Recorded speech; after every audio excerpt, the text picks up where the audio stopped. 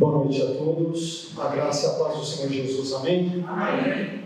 Graças a Deus por mais esse dia de vida que Ele nos deu, que Ele sempre graciosamente, generosamente nos presenteia com isso, e é uma alegria, é um prazer podermos estar na casa do Senhor com os irmãos, a fim de que possamos prestar o culto que é devido, possamos adorá-lo, possamos ter comunhão com Ele, com os nossos irmãos, e possamos também aprender um pouco mais da palavra de Deus. Amém, meus irmãos? Amém. Eu quero convidá-los, por gentileza, a abrirem as suas Bíblias no livro do Antigo Testamento, 1 Crônicas, capítulo 4, e versículos 9 e 10.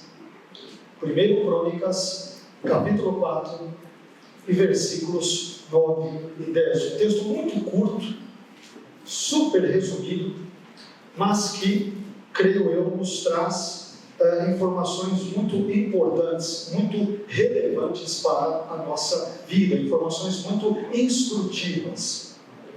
1 Crônicas, no capítulo 4, e versículos 9 e 10. Diz assim a palavra do nosso Deus: Jabes estava sendo mais honrado do que os seus irmãos. Sua mãe chamou seu nome Jabes, explicando: porque eu o gerei com dor.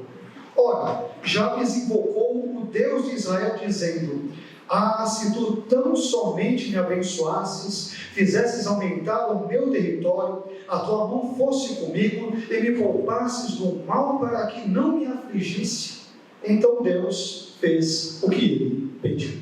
Amém? Vamos agradecer a Deus e vamos pedir para que o Senhor fale bondosamente ao nosso coração na noite de hoje.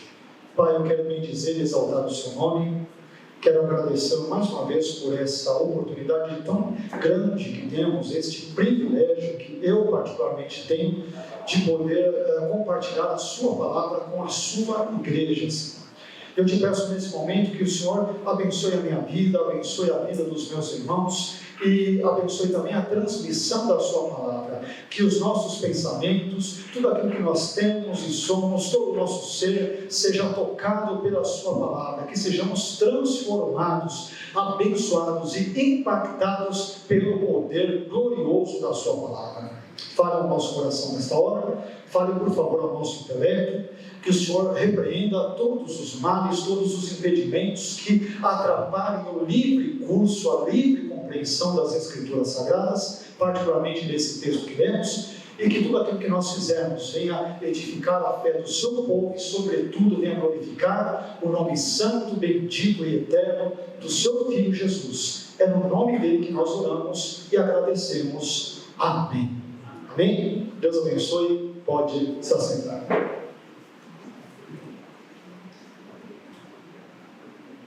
Meus irmãos, eu quero conversar com vocês na noite de hoje sobre o tema Jabes e a sua oração.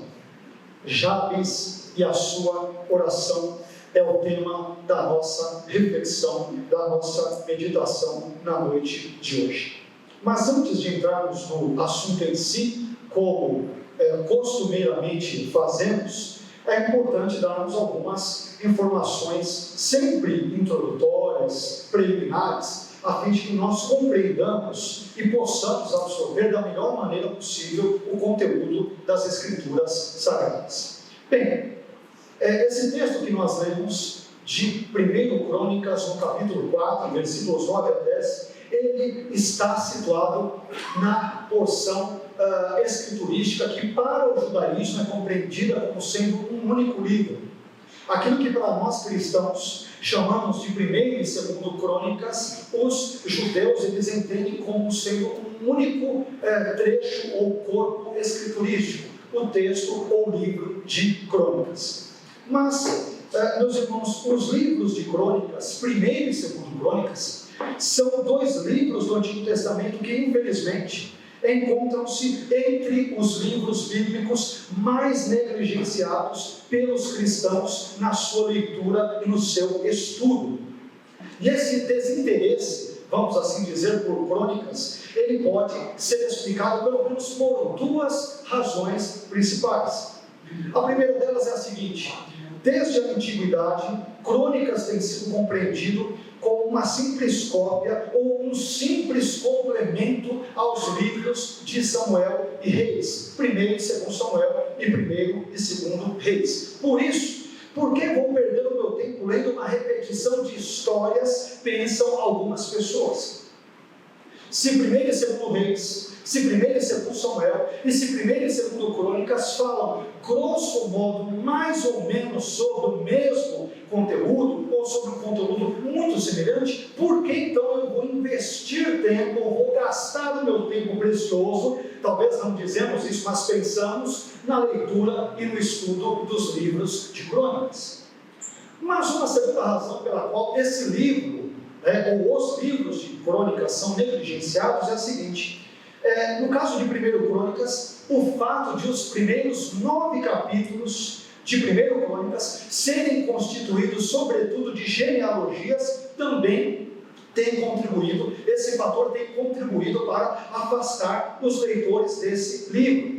Afinal, por que vou gastar o meu tempo lendo um monte de nomes esquisitos, pensam outras pessoas? Então, esses 2 motivos, entre alguns outros que poderíamos aqui alistar, eles têm contribuído para que, especialmente cristãos, ignorassem ou negligenciassem o estudo, a leitura e, por que não dizer, muitas vezes até mesmo a pregação acerca de trechos bíblicos presentes nos livros de 1º e 2º Crônicas. Mas 1º Crônicas, meus irmãos, como nós teremos a oportunidade de descobrir hoje, também nos reserva algumas surpresas, eu diria, bastante agradáveis. Como não poderia deixar de ser diferente, visto que 1º Crônicas é parte integrante da Palavra de Deus. E sendo a Palavra de Deus sempre teve e terá algo importante e relevante para transmitir a vida dos seus leitores e dos seus ouvintes. Aliás, o texto de 1º Crônicas, capítulo 4, e versículos 9 e 10, é uma destas surpresas, digamos que muito agradáveis. Quando nós abrimos a Bíblia em 1º Crônicas e vamos folheando as suas páginas, nós descobrimos no capítulo 1 várias genealogias, no capítulo 2 mais genealogias, e no 3º capítulo ainda mais genealogias. Mas quando chegamos no 4º capítulo, e mais precisamente falando nos versículos 9 e 10, que é o texto base da nossa mensagem na noite de hoje, o autor do livro de Crônicas, ele simplesmente muda totalmente o estilo e o tom do seu texto. Em 1º Crônicas, no capítulo 4, versículos 1 a 8, você só vê genealogias. Depois, em 1º Crônicas, capítulo 4, versículos 9 e 10, o autor dá uma pausa para falar sobre a vida de um personagem chamado Jabes. E depois ainda, em 1º Crônicas, no capítulo 4, versículos 11 a 43, até o final do capítulo 4, o autor volta a falar novamente sobre genealogias. Mas o que é interessante é que quando o autor de 1º Crônicas chega no capítulo 4, nos versículos 9 e 10, é como se ele dissesse aos seus leitores: pessoal, vamos fazer uma pausa aqui. Eu preciso dizer para vocês o que aconteceu a um sujeito chamado Jabes. Vocês precisam conhecer a história desse indivíduo, dessa pessoa, porque a história dele é uma história absolutamente interessante e importante. Então, meus irmãos, o autor de Crônicas, ele passa a narrar a brevíssima, mas ao mesmo tempo interessante e instrutiva história desse ilustre desconhecido chamado Jabes. E é sobre essa história que nós vamos falar na noite de hoje, pretendemos falar na noite de hoje. Bem, como o tema da nossa pregação é Jabes e a sua oração, então nós vamos começar falando primeiro sobre 3 lições que aprendemos a respeito do próprio Jabes, e depois, na sequência, falaremos sobre 6 lições que aprendemos a respeito da oração de Jabes. Falaremos um pouco, bem brevemente, sobre Jabes, e depois um pouco mais detidamente sobre a oração de Jabes. E eu espero que essa mensagem, de fato, acrescente, agregue informações, instruções, especialmente espirituais, de vida cristã para a minha vida e para a sua vida na noite de hoje. Bem, mas o que aprendemos então sobre Jabes? Aprendemos pelo menos 3 elementos importantes. O terceiro deles, aliás, é importantíssimo para que nós compreendamos esse texto, que tem alguns detalhes curiosos, tem algumas coisas muito interessantes e muito simples, mas nem por isso menos importantes, menos relevantes, menos profundas também e necessárias para a nossa vida. Mas a primeira lição que eu aprendo sobre Jabes nesse texto é que Jabes tinha um nome cujo significado era desagradável. Jabes tinha um nome cujo significado era desagradável. 1 Crônicas 4, versículo 9, parte A, começa citando o nome dele, Jabes. Segundo 1 Crônicas 4, 9, a mãe de Jabes lhe deu esse nome porque quando ela nasceu, ela experimentou dores durante o parto. Nós não sabemos ao certo se essas dores são dores decorrentes apenas do parto em si, ou se essas dores também eram decorrentes do difícil contexto histórico, político, econômico, social, em que eventualmente a mãe de Jabes viveu quando deu à luz ao seu filho. Mas, seja como for, meus irmãos, o significado do nome Jabes, conforme o próprio texto bíblico indica, é um trocadilho com um termo hebraico, que é o termo hebraico Otsev. Otsev em hebraico significa basicamente dor.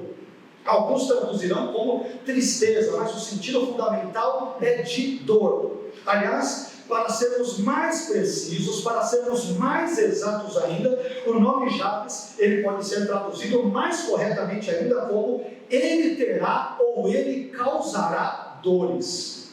Já pensou você em ter um nome assim, ou dar ao seu filho ou alguém um nome semelhante a este? Ele terá ou causará dores. Prestem atenção nisso, nesse detalhe, porque vocês perceberão a importância do significado do nome de Jabes para o desenvolvimento e a compreensão dos 2 versículos de Crônicas que nós lemos. Mas uma segunda lição que nós aprendemos sobre Jabes é que Jabes se destacou entre os irmãos.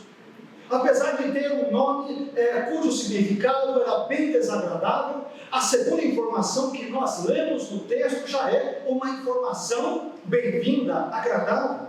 Porque 1 Crônicas 4, ainda o capítulo 4, versículo 9, parte B, diz que Jabes estava sendo mais honrado do que os seus irmãos. A sua tradução deve dizer algo mais ou menos semelhante a isso. Era honrado, era glorioso, era mais ilustre, alguma coisa mais ou menos nesse sentido. Então, a segunda lição é: Jabes se destacou entre os seus irmãos. Meus irmãos, Jabes é um dos personagens bíblicos acerca dos quais nós possuímos pouquíssimas informações. Contudo, mesmo essas pouquíssimas informações que temos sobre ele são muito interessantes e merecem a nossa atenção, como vocês vão perceber ao longo da nossa mensagem na noite de hoje. Bem, o texto hebraico de 1 Crônicas 4:9, ele diz que Jabes estava sendo mais honrado do que os seus irmãos.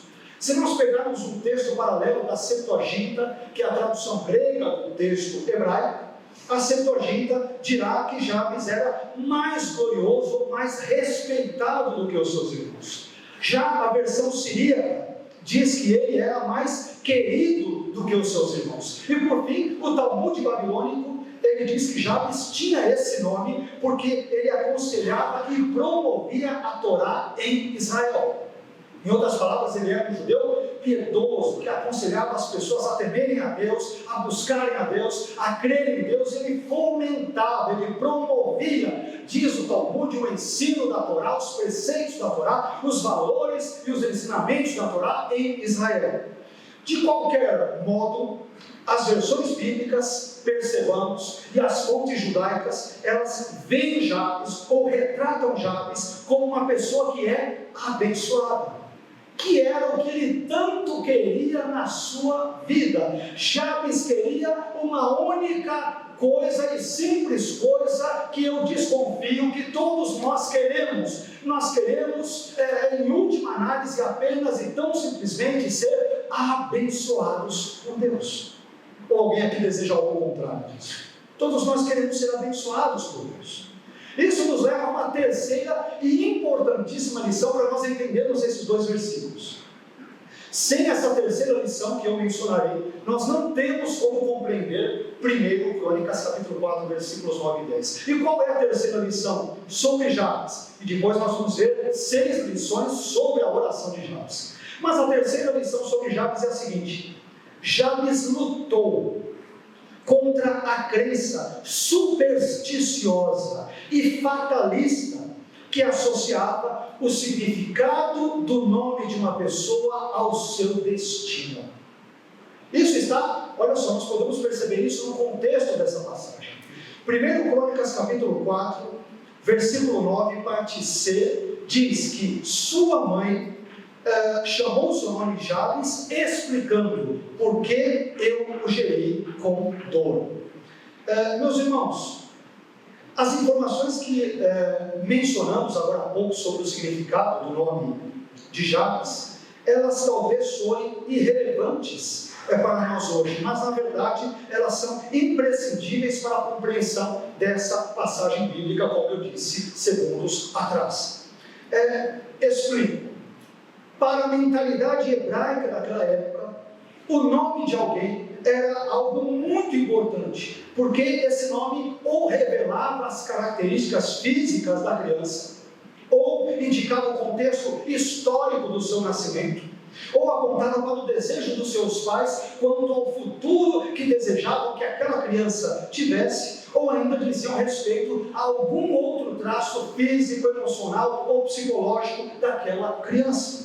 Além disso, os antigos hebreus acreditavam que o significado do nome de uma pessoa poderia exercer algum tipo de influência sobre a vida do portador daquele nome, e por sua vez esse nome poderia também influenciar o seu futuro, os eventos que ocorreriam na sua vida futura. E ao que tudo indica, esse é justamente o caso de Jabes. Jabes temia que o significado do seu nome, isto é, ele terá ou causará dores, viesse de alguma forma a influenciar ou a interferir na sua vida e no seu futuro. Então, para se proteger contra esse possível cenário sombrio, o que Jabes fez? Jabes lutou contra essa perspectiva supersticiosa e fatalista e determinista que, caso se cumprisse, estragaria a sua vida e o seu futuro. E a questão importante para nós e como Jabes, afinal de contas, se preveniu contra essa crença que associava o significado do nome de alguém ao seu destino? Como ele se precaveu? Como ele enfrentou isso? Como ele lutou isso?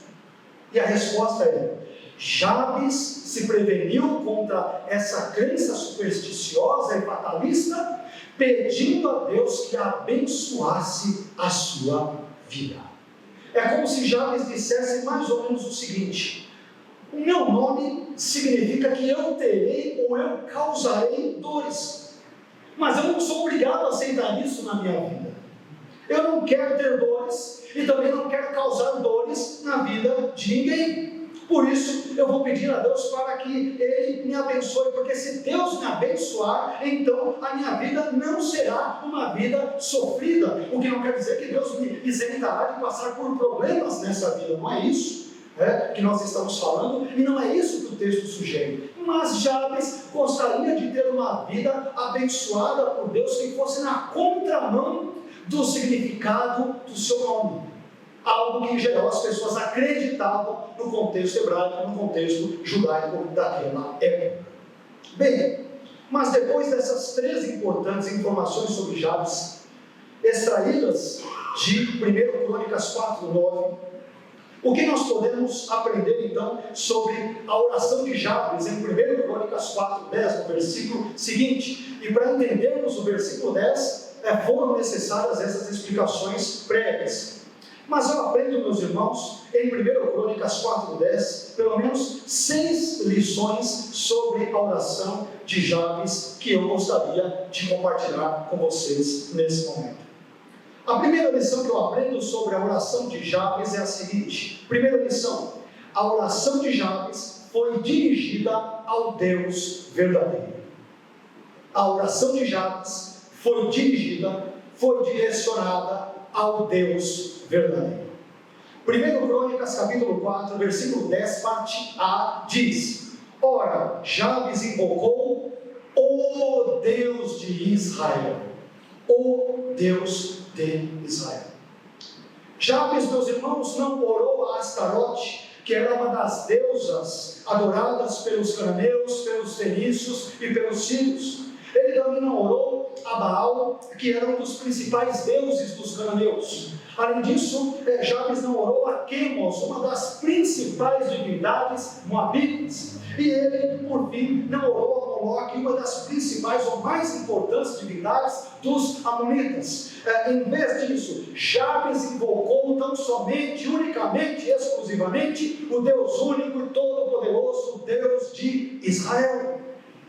E se nós quisermos que a nossa oração seja respondida, temos que, antes de tudo, direcioná-la não às falsas divindades, mas sim ao Deus verdadeiro. E foi exatamente isso que Jabes fez.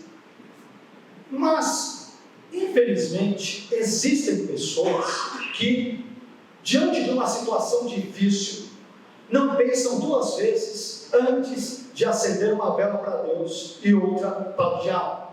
Desde que eu seja abençoado, desde que eu seja curado, desde que aquela porta de emprego tão sonhada seja aberta, desde aquela promoção no serviço, desde que ela seja conquistada, não importa a que divindade, entre aspas, eu deva agradar. Então, há pessoas que não se preocupam com isso. Mas, meus irmãos, há pessoas que, diante de um contexto complicado, elas não pensam 2 vezes em atirar para todos os lados, ou em adorar todos os tipos de deuses ou supostos deuses, nós poderíamos assim melhor dizer. E essas pessoas não estão preocupadas com valores como lealdade a Deus, por exemplo. Elas não estão preocupadas com isso. Em vez disso, o que elas querem é simplesmente resolver o seu problema, e nada mais do que isso. Mas Jabes não. Com Jabes as coisas eram diferentes. Jabes, diz-nos o texto bíblico, invocou o Deus de Israel. Por isso, meu irmão, quando orar, ore ao Deus verdadeiro, ore ao Deus das Escrituras, ore ao Deus e Pai de nosso Senhor Jesus Cristo, ore ao Deus da igreja, creia que Ele é poderoso para ouvir as suas preces, tanto quanto graciosamente e misericordiosamente ouviu a oração de Jabes. Aquele que é todo poderoso e que ouviu a oração de Jabes, tem poder também para graciosamente ouvir a minha e a sua petição na noite de hoje. Amém. Amém. Mas isso nos conduzirá a uma segunda lição a respeito da oração de Jabes, que é muito importante. E a segunda lição é a seguinte: a oração de Jabes reconheceu Deus como soberano e como fonte de toda a bênção.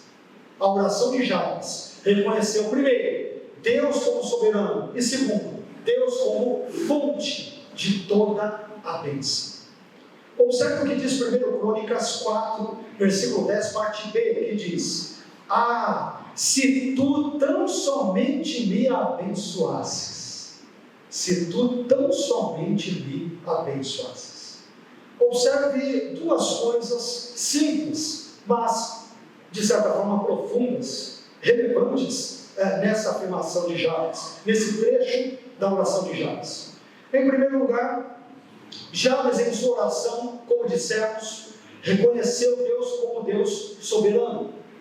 Perceba que Jabes não começou a sua oração dizendo: eu determino que o Senhor me abençoe, ou eu exijo que o Senhor me abençoe. Mas ele iniciou a sua oração com aquilo que nós chamamos de conjunção condicional. Ele disse: se tu tão somente me abençoasses. Se. Ao usar essa conjunção se, meus irmãos, Jabes demonstrou ter consciência de que Deus é soberano, de que, portanto, ele não era obrigado, não estava obrigado a abençoá-lo, mas ele podia abençoá-lo se ele, Deus, assim o quisesse, se ele, Deus, assim o desejasse. Jabes aprendeu uma importante lição bíblica, que eu já citei para vocês mais de uma vez em outras mensagens. E a lição importante, singela, mas importante que ele aprendeu, e que entendo que todos nós deveríamos aprender de cor e salteado, é a seguinte: não se negocia com um Deus que não possui quaisquer carências, deficiências ou necessidades. Deus, ele não pode ser coagido ou persuadido a nos abençoar. Portanto, quando Ele, Deus, nos abençoa, Ele o faz porque é bondoso, caridoso, generoso, gracioso e misericordioso. Deus não está sob a obrigação ou sob a necessidade de abençoar a nenhum de nós. Mas quando Ele o faz, e Ele o faz sempre, graças a Deus por isso, Ele faz porque Ele é bondoso, porque Ele é generoso, porque Ele é bom. Amém. E a oração de Jabes é importante porque ele começa dizendo: se tu tão somente me abençoasses. Este se mostra a cautela de Jabes. Ele sabe que o Deus de Israel não pode ser encostado contra a parede, não pode ser manipulado, não pode ser coagido. Então pode ser que esse Deus não queira atender ao seu pedido. E é por isso que ele, muito sábia e humildemente, começa dizendo: se o Senhor me abençoar. Mas eu sei que o Senhor não tem nenhuma obrigação de fazer. Eu sei que o Senhor pode fazer como pode não fazer. O Senhor não tem nenhuma obrigação nesse sentido. Mas se o Senhor me abençoar, eu certamente serei abençoado. Amém. Amém. Mas, em segundo lugar, Jabes, em sua oração, ele reconheceu Deus como a fonte de toda a bênção. A fonte de toda a bênção. Ele disse: se tu tão somente me abençoasses. Jabes sabe que Deus, e somente Deus, é a causa, é a fonte, é o nascedouro e é a origem da bênção. Como Tiago muito bem dirá, séculos depois desse contexto, muito tempo depois desse contexto, em Tiago, no capítulo 1, em versículo 17, toda boa dádiva e todo dom perfeito vem do alto, descendo do Pai das luzes, em quem não há mudança, nem sombra de variação. Meus irmãos, somente Deus podia abençoar a vida de Jabes, e por isso é a Deus que ele procura, e não a outra pessoa ou a outra suposta divindade. E o mesmo diz respeito também à minha vida e à sua vida.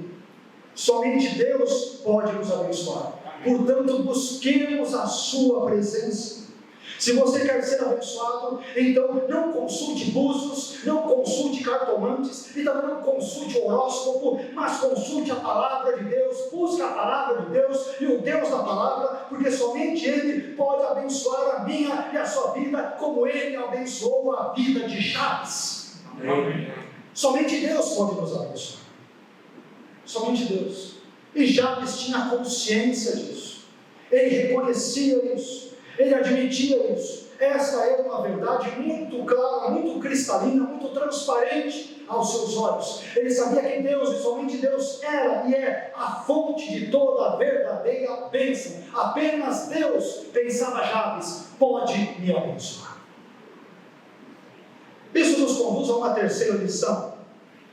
E a terceira lição que nós aprendemos sobre a oração de Jabes é a seguinte: a oração de Jabes continha uma petição por uma bênção material. A oração de Jabes continha uma petição por uma bênção material. 1 Crônicas capítulo 4, versículo 10, parte C, diz: se tu tão somente fizesses aumentar o meu território.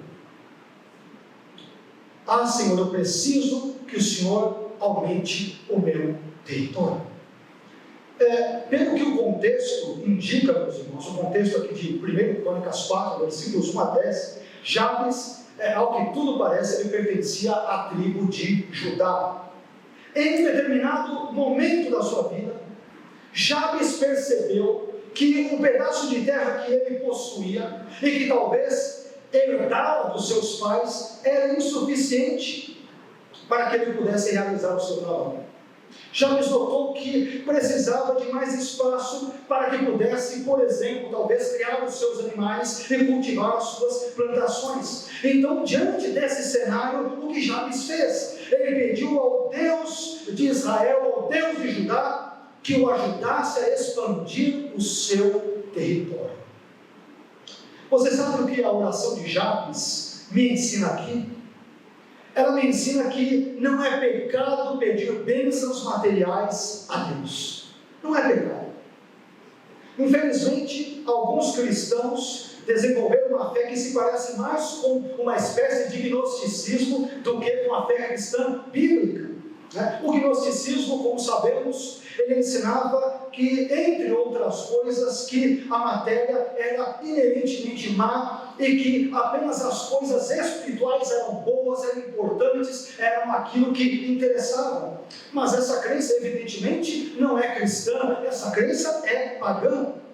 E aqui é importante dizermos que é legítimo pedir a Deus que Ele abençoe as suas finanças, os seus negócios e o seu trabalho. Esse pedido é um pedido absolutamente bíblico e legítimo. Não há nada de errado com esse tipo de oração.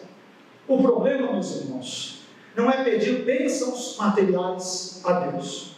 O problema é pedir somente bênçãos materiais a Deus. Lembre-se do que Paulo disse em 2 Coríntios 4, 18, quando ele disse algo extremamente importante. Ele disse: não atentando nós nas coisas que se veem, mas nas que não se veem, porque as que se veem são temporais, mas as que não se veem são eternas. Peça bênçãos materiais a Deus, mas não permita que tais bênçãos se tornem o centro da sua atenção e o objetivo último da sua vida e da sua existência. Aliás, não se esqueça também da importante advertência que o autor de Hebreus nos deu em Hebreus, no capítulo 13 e no versículo 14, quando ele disse que não temos aqui cidade permanente, mas buscamos a futura. Não é pecado pedir bênçãos materiais a Deus, mas é pecado viver apenas em função delas e para elas. Isso é pecado. Não há nada de errado em pedir para que Deus abençoe ainda mais a sua empresa, onde você trabalha, de repente para que o patrão te dê um aumento. Isso é um pedido absolutamente legítimo. Você contribui com aquela empresa com o seu esforço, com os seus conhecimentos, com os seus estudos, talvez com a sua técnica, com tudo aquilo que você de repente adquiriu ao longo dos anos, ao longo da sua vida. Não há nada de errado. O errado é viver apenas e tão somente em função das bênçãos ou das coisas materiais ou das coisas deste mundo. Isso sim é errado. Porque a nossa pátria, nos lembra bem, Paulo, está nos céus. Nós estamos aqui, meus irmãos, de passagem. Somos como inquilinos neste mundo. E quando Jesus voltar, ou quando antes disso nós partirmos, é como se esse nosso contrato de locação expirasse. E, portanto, nós viveremos naquela cidade na qual não há muros, na qual não há limites, e cujo Senhor, administrador e governador é o Deus Todo-Poderoso, Criador dos céus e da terra. É esta cidade, é esta pátria, é este contexto que nós almejamos e esperamos para a nossa vida. Como o autor de Hebreus muito bem colocou, nós não temos aqui cidade permanente. Meu irmão, coloque isso na sua cabeça. Nós somos forasteiros, somos peregrinos, estamos como pessoas que moram de aluguel neste mundo, porque a nossa pátria verdadeira é os céus. É os céus. Mas isso irá nos encaminhar para uma quarta e antepenúltima lição acerca da oração de Jabes. A quarta lição sobre a oração de Jabes é a seguinte: a oração de Jabes revelou interesse pela ação divina. a oração de Jabes revelou interesse pela ação divina. 1 Crônicas capítulo 4, versículo 10, parte D, diz o seguinte: ah, se tão somente a tua mão fosse comigo. Senhor, eu preciso da sua mão, que a sua mão venha sobre a minha vida, esteja sobre a minha vida. Se você fizer um estudo sobre as expressões mão de Deus, mão do Senhor, ou tua mão, referindo-se evidentemente à mão de Deus, você vai ficar surpreso com a quantidade e uso que os autores bíblicos fazem dessa terminologia. Como a Bíblia usa essa expressão, mão de Deus, mão do Senhor, ou tua mão, referindo-se à mão de Deus. Às vezes, a expressão a mão de Deus, a mão do Senhor, a tua mão, se refere ao juízo divino que vem, por exemplo, sobre alguém ou sobre algum povo. E nós temos vários exemplos disso no Antigo Testamento. Não dá para nós lermos todos eles, mas apenas vou citá-los para que você talvez anote e depois possa conferi-los com mais detalhes. Então, um desses textos é Êxodo capítulo 9, versículo 3. Outro é Deuteronômio capítulo 2, versículo 15. Outro, Juízes 2,15. E outro ainda, Rute capítulo 1, versículo 13. Textos estes onde a expressão mão do Senhor ou mão de Deus refere-se a um juízo sobre alguém ou sobre algum povo. Por outro lado, às vezes a expressão a mão de Deus, a mão do Senhor, se refere ao agir poderoso de Deus sobre a vida de alguém ou de uma pessoa. Às vezes nós temos também esse tipo de perspectiva, esse tipo de informação, se refere ao agir abençoador e providencial de Deus na vida de alguém. E esse, meus irmãos, é o sentido que Jabes tem em mente quando emprega a expressão a tua mão, aqui, a tua mão, nesse contexto que nós, ora, estamos lendo. Aliás, tendo esse último sentido em mente, nós podemos então entender por que textos como Eclesiastes, estou citando dois textos aqui, o primeiro deles, Eclesiastes 2,24, olha só o que ele diz: não é, pois, bom para o homem que coma e beba e que faça gozar a sua alma do bem do seu trabalho? E olha o que diz o autor de Eclesiastes: isso também eu vi que vem da mão de Deus, é do agir abençoador e providencial de Deus. Então, se podemos comer, se podemos beber, se temos uma casa, não importa se alugada ou própria, lembrando que até a própria é temporária neste mundo, porque nós almejamos uma cidade que é futura. Se nós temos isso, o autor de Eclesiastes diz: isso é a mão de Deus sobre a vida de alguém, é a mão de Deus.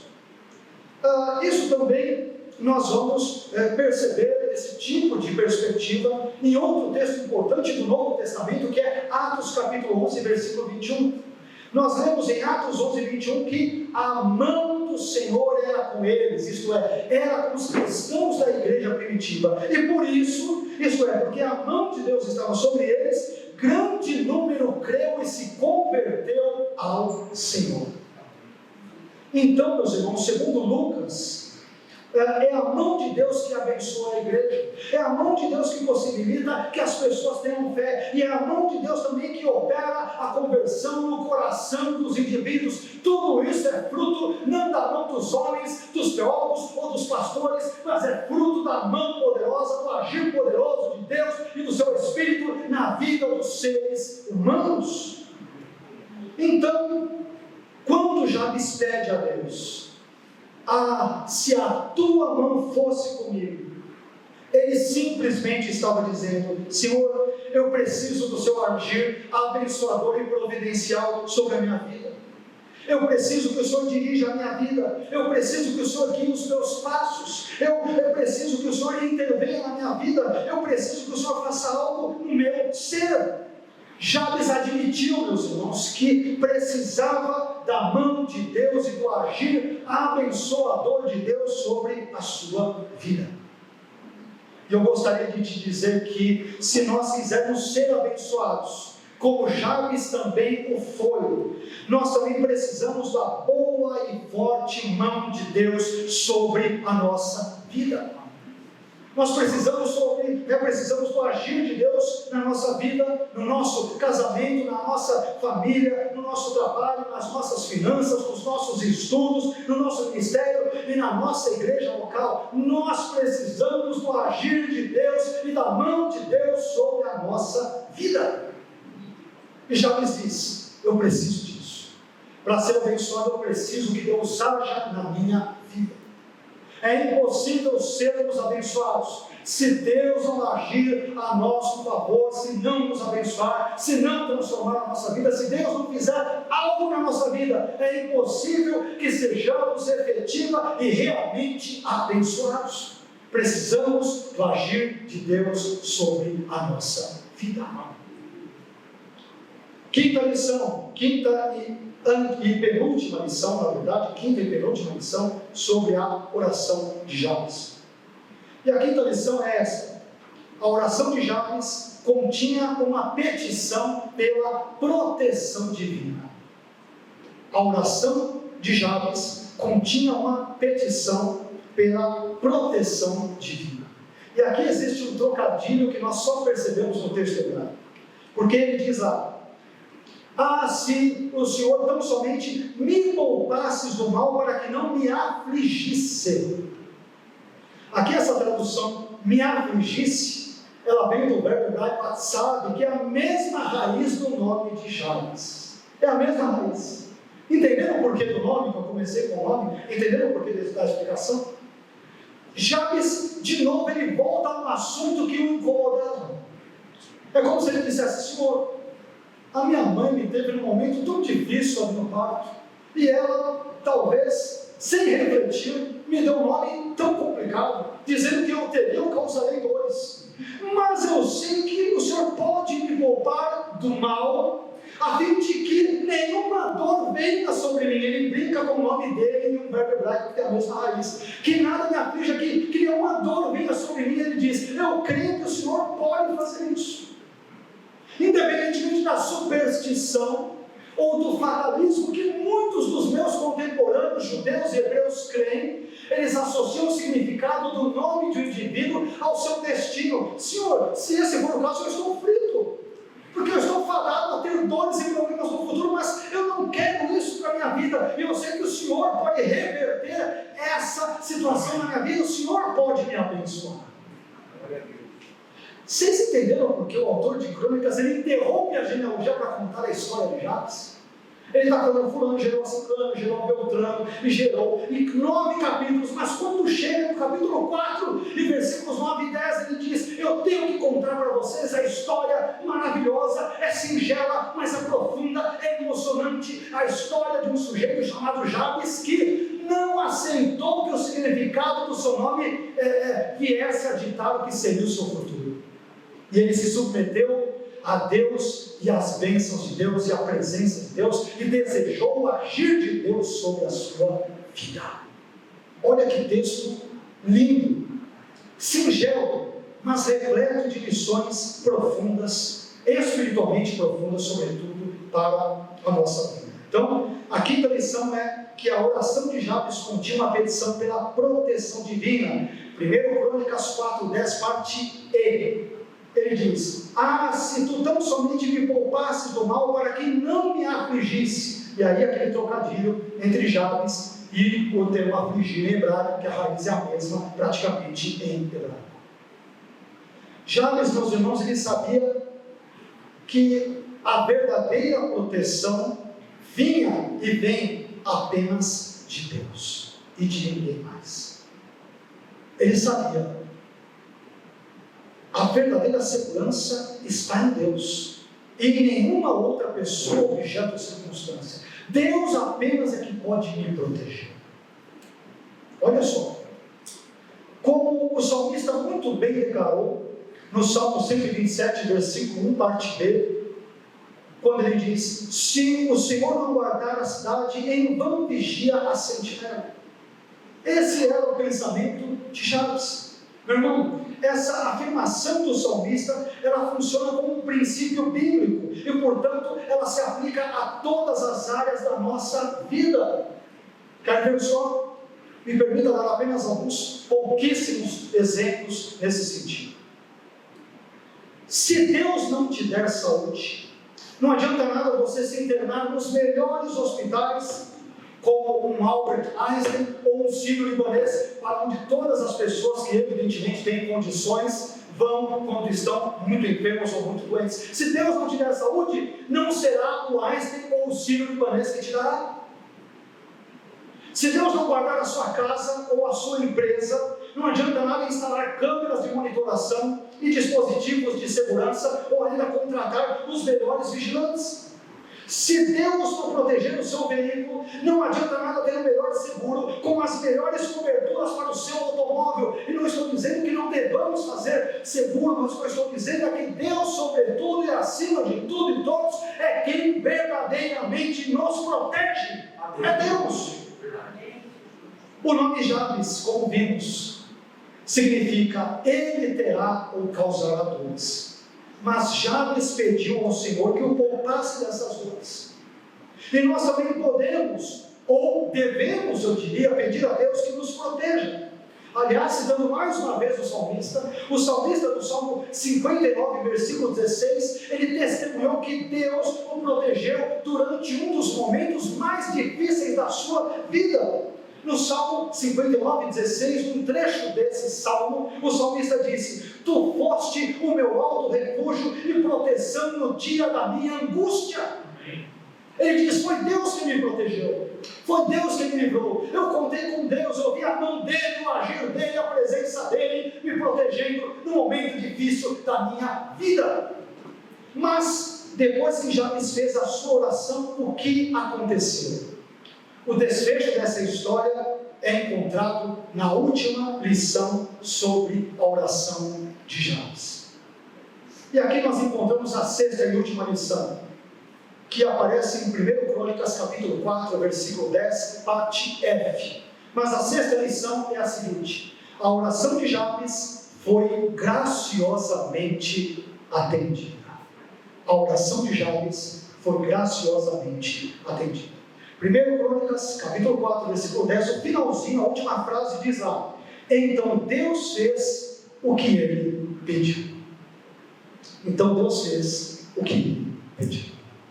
Eu quero chamar a sua atenção para um detalhe, um último detalhe, muito curioso, mas não só curioso, instrutivo para a nossa vida, e importante para a nossa vida nos dias de hoje, extremamente importante. Um último detalhe, qual é? A oração de Jabes, meus irmãos, ela tem apenas 13 palavras segundo o texto hebraico. Aquilo tudo que nós vemos no versículo 10, 1 Crônicas 4, 10, a oração dele em português, quando você traduz, claro que o texto se expande, mas em hebraico nós temos apenas 13 palavras. Essa é uma das orações mais abreviadas, mais curtas, mais resumidas de toda a Bíblia. Mas mesmo assim, a oração de Jabes foi ouvida, foi atendida. E você sabe por quê? Porque o que importa não é o tamanho da oração, mas sim o tamanho daquele que a responde. A oração de Jabes me lembra o ensino do Senhor Jesus sobre a oração, em Mateus, no capítulo 6, versículo 7, quando o Senhor disse: e orando não useis de vãs repetições, como os gentios que pensam que por muito falarem serão ouvidos. Jabes, como que tendo conhecimento, por assim dizer, daquilo que Jesus dissera, o pedido, um dos pedidos talvez mais importantes da sua vida, consistia de apenas 13 palavras hebraicas. Ao orar, Jabes não ficou enchendo linguiça, ele não usou termos difíceis, ele não encostou Deus contra a parede, o que aliás seria impossível de ser feito. Ele não repetiu frases de efeito ou palavras mágicas ou mantras, e ele não fez nada parecido com isso. Jabes foi claro, objetivo e sincero na sua oração. E o resultado?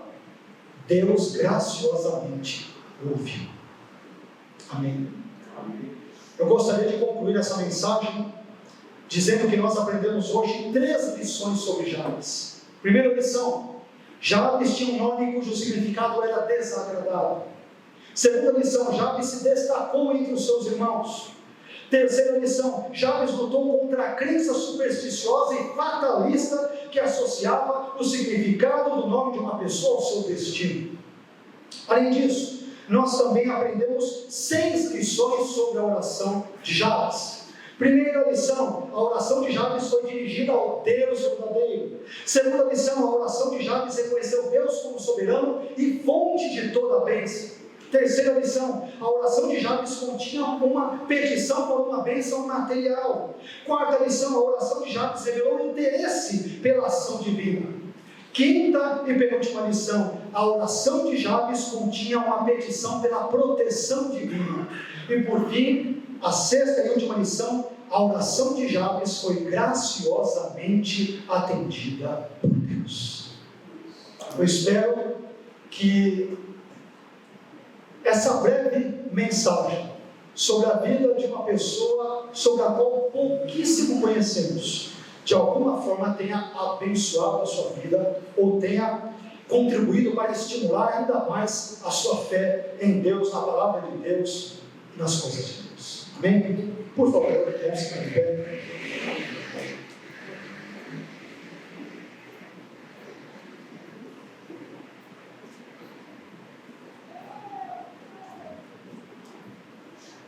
Meus irmãos, sabe o que me chama a atenção nesse texto, como eu disse bem no início dessa mensagem?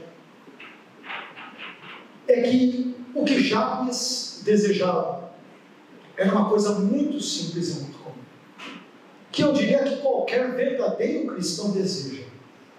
Ele só queria ser abençoado por Deus. É isso que ele queria. Eu creio que, em última análise, esse é o desejo de todos nós aqui.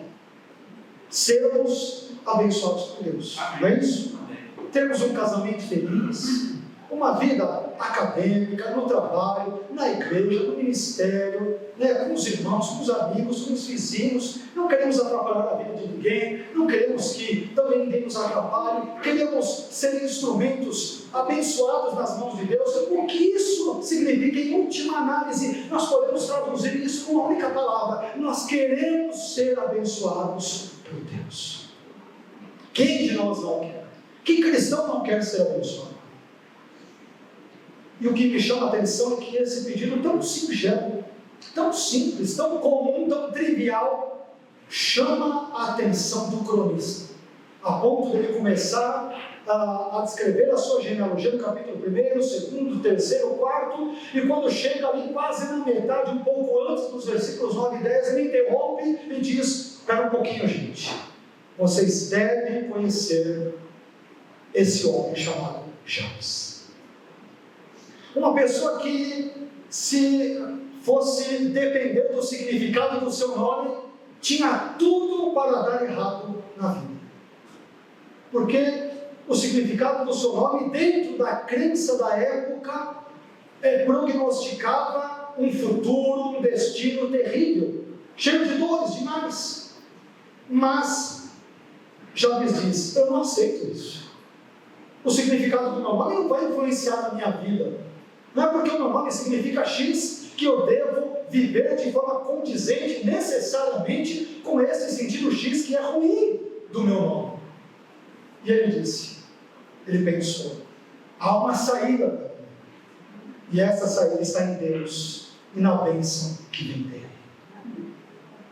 Só Deus pode abençoar a nossa vida, meus irmãos. Só Ele pode nos abençoar. E o meu desejo sincero nessa noite é que Deus abençoe profundamente, abundantemente a sua vida em cada área da sua vida. Que você seja abençoado no seu casamento, na sua família, você que é pai no seu relacionamento com seus filhos, você que é mãe no seu relacionamento com seus filhos, com seu marido, no seu trabalho, não importa se você é chefe de um setor, se você é subalterno, na igreja, nos seus estudos, nas suas aspirações, nas suas viagens. Meu irmão, meu desejo é que você seja profundamente abençoado por Deus na noite de hoje. Amém. Mas que essa bênção não seja um fim em si mesmo, e que você não viva em função dela, em razão dela, mas que esta bênção seja um instrumento que você use para glorificar a Deus e para servi-lo e amá-lo e adorá-lo cada vez mais. Amém? Vamos orar? Pai, eu quero glorificar e agradecer o seu nome. Quero te agradecer, ó Deus, pela sua bondade, por tudo aquilo que o Senhor falou ao nosso coração na noite de hoje. Muito obrigado, Senhor, pela vida de James, este ilustre e desconhecido, como nós mencionamos. Tua palavra fala muito pouco sobre ele, mas aquilo que ela fala acerca dele é relevante, é importante, é impactante, é instrutivo, é abençoador para a nossa vida. E nós te louvamos por esse trecho bíblico. Obrigado porque o Senhor soberano e sabiamente quis incluir essa história, ainda que breve, deste indivíduo chamado James. Eu te peço, ó Deus, assim como nós aprendemos na pregação desta noite, que o Senhor abençoe a nossa vida. Nós precisamos que a sua boa e forte mão esteja sobre nós, como esteve também sobre a vida de James.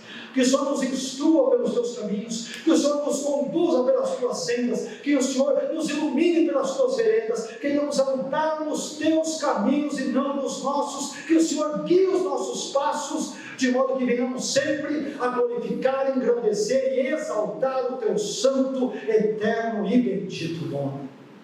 Abençoe esta igreja, Senhor. Abençoe os meus irmãos, as minhas irmãs. Eu não sei as necessidades, quer físicas, quer materiais, quer emocionais, quer ministeriais, quer espirituais dos meus irmãos, mas de uma coisa estou bem certo: o Senhor é poderoso para supri-las, o Senhor é poderoso para abençoar a sua igreja, para transformar a vida dos meus irmãos, de modo que sejamos efetivamente abençoados por Ti. Só Tu podes nos abençoar, e nós reconhecemos isso, nós admitimos isso, e suplicamos, portanto, como já me suplicou, a Tua bênção, a Sua orientação, a Sua direção, a Sua presença sobre a nossa vida e sobre cada área e departamento da nossa vida. Obrigado por tudo, Senhor. Fique conosco, que a Sua presença esteja nos guiando a cada momento de nossa vida, e que nós sejamos, pela Sua graça, abençoados por Ti. É o que nós te pedimos esta noite, agradecidos, em nome do Teu Filho Jesus. Amém.